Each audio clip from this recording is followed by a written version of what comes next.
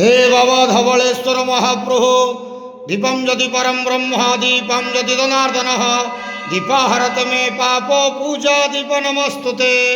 बाबा धवलेश्वर महाप्रभु संसार सुखी रखंतु।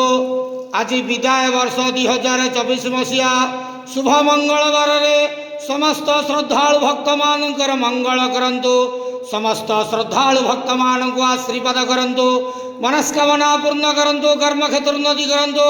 ग्रहरिष्टमान खंडन करंतु। जगतर मंगल करंतु। विश्वर कल्याण करंतु। आपणकर नाम विख्यात करंतु। सबकर डाक श्रवण करंतु। बाबा धवलेश्वराय नमो नमः। संसार सुखी रखंतु आनंदे गेवार हरि बोलो। आज विदाय वर्ष 2024 मसीहा शुभ मंगलवार समस्त भक्त मानकर मंगल करंतु आनंद गेवार हरि बोलो। ओम नमः शिवाय।